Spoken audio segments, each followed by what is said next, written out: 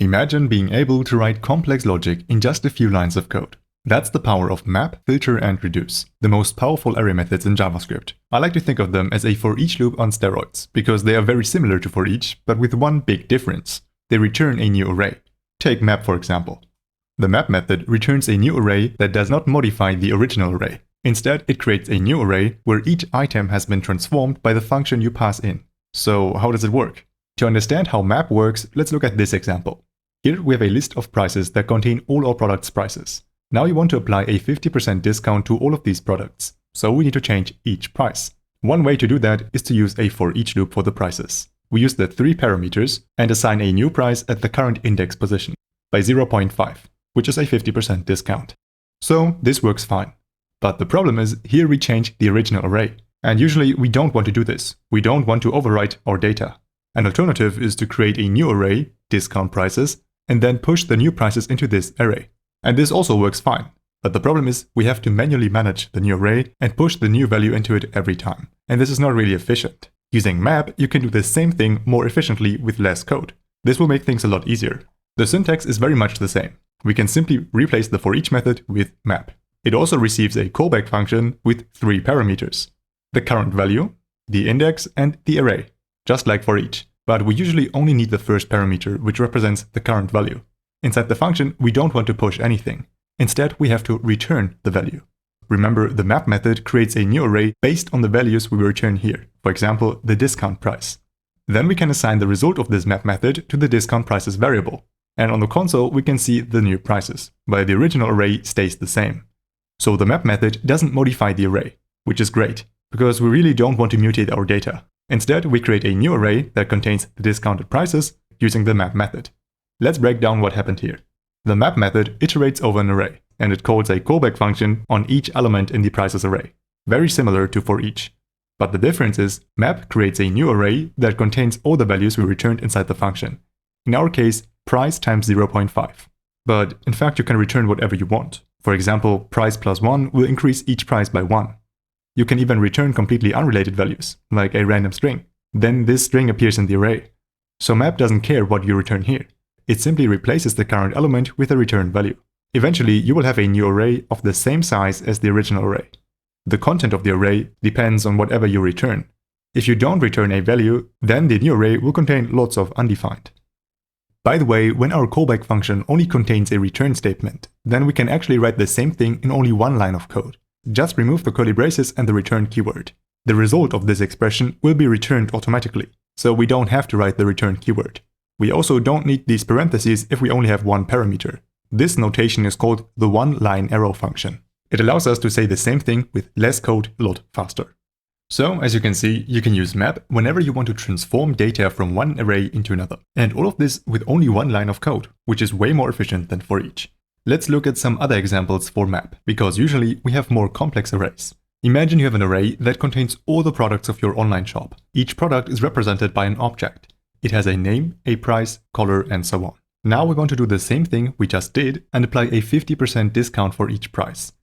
But here the return statement looks a little different, because the new array should contain the same objects where the other properties are the same. We just want to overwrite the price. Everything else should be copied. So let's return an object and use the spread operator to copy all properties from the original product object.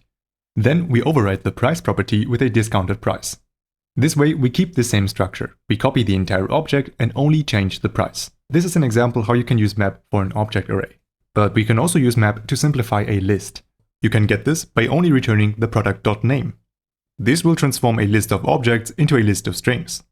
Another example, you could do the exact opposite and even add more properties to the objects. For example, different price categories or even a product description.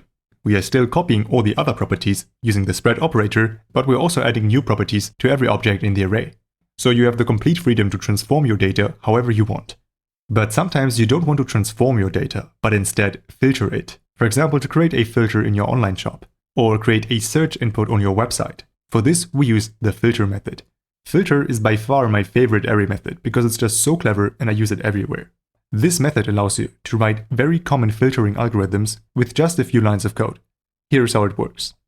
The filter method helps you filter out items from an array based on a condition.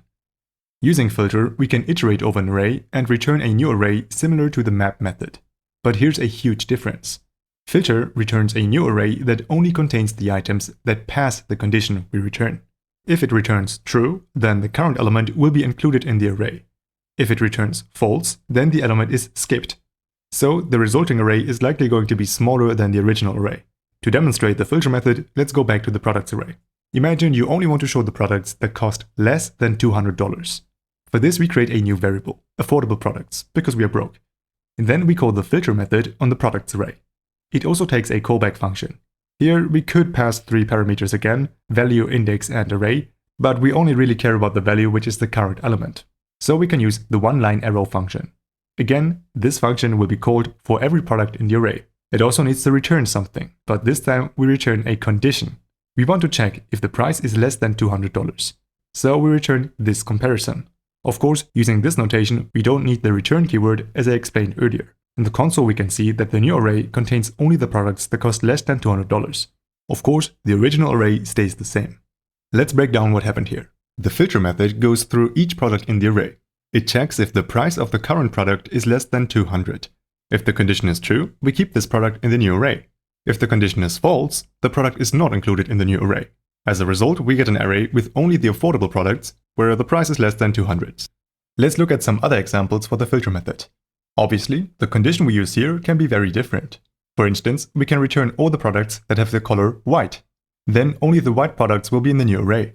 Another example would be to return the products that include a certain string in their name. For example, phone. Then we only get the smartphone and headphone. This can be very useful if you want to add a search filter to your website. You can also combine different conditions. With filter, you can be as specific as you like. For example, if you only want the white products that are also under $100. Just combine the conditions with the AND operator. As you can see, the filter method is very powerful. It's probably my favorite way to work with arrays, because it's so convenient and helps to keep my code clean. Now let's talk about the most confusing array method, reduce. The reduce method might seem a little tricky at first, but it's actually quite simple. Reduce basically turns a list of values into one single value. This could be anything, a sum, a text, or even a new object or array. Usually it is a number or a string. So unlike filter and map, the reduce method does not return an array, unless we specifically say so. Let's look at some examples. If you have an array with numbers, you can easily calculate the sum of all the numbers in the array. A classic example is calculating the total price of the items in a shopping cart. To keep things simple, let's use a numbers array that contains the prices of all products. To get the total price, we use the reduce method on the prices array. This will reduce all of these numbers into a single value. We pass a callback function again, but this time it requires 2 parameters, the accumulator and the current value. In this case, it makes sense to call them total and current price. Now, just like map and filter, the reduce method will iterate over the array and call this function for each element. Inside the function, we want to return a value. The return statement reassigns the accumulator variable every time. So whatever is returned here is going to be our total for the next iteration.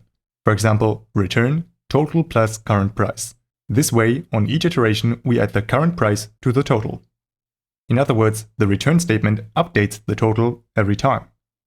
But one thing is still missing. When we use the reduce method, we should normally initialize the accumulator. We do this in the second parameter of the reduce method. So this is the starting value for the total variable, and we set this to 0. If we print the total price, we can see the sum of all of these values in the console. So let's break down what happened here. We start with a total of 0. On the first iteration, we add the price to the total, 0 plus 4. So in the second iteration, the total is going to be 4. Here we return 4 plus 8. In the third iteration, it's 12 plus 15, and so on. After each return statement, the total variable increases by the current price. By the end of the loop, reduce returns the total sum of all the prices. I hope this makes sense. Now let's briefly talk about the second parameter, 0. If we don't specify a starting value for the accumulator, then the reduce method will take the first element of the array as its initial value. So initially, the total will be set to 4. Then it starts from the second element. So in this case, it still works correctly even without the initial value. But I would not recommend to do this, because if for some reason the array is empty, then we will get an error. Or if we use the products array from the previous example, then it won't work, since the initial value would be an object. So I recommend to always set the initial value to make sure everything works correctly. Let's look at some other use cases. In this example, we use the reduce method to return a number, but you can do the same thing with other data types too, like strings or even objects. For example, if you have an array with words and you want to combine them in one single string, then you can do this the same way. You have the accumulator variable plus the current value. Of course, here the initial value would be an empty string and not 0. So the initial value should always be based on whatever you want to return at the end. And in the console we can see how the strings are combined at the end. In a more complex example, we can use the reduce method to create an object. Here we count how many times certain words appear in the array and then return the result as an object. You don't have to understand this right away. It is only meant to show you what is possible with reduce. The reduce method turns a list of values into one value. What kind of value you want to return is completely up to you. These three methods, map, filter and reduce, can be used in lots of different ways. It really depends on your creativity what you want to do with them. And you can even combine them together. Here's a crazy example. Let's say I've added a new property to the array called isInShoppingCart. This is a boolean which is set to true when the user has added the product to their shopping cart. Now the question is, how can I calculate the total price of all the products in the cart and also apply a discount? The answer? By combining the three methods. First, we use filter to find the products inside the shopping cart. So of all the products we have, we only want to have those where the boolean is true. Then we use map to apply the discount. And finally, the reduce method calculates the total price. I hope you now have a clear understanding of how map, filter and reduce work. There are even more array methods similar to these, which we will cover in another video.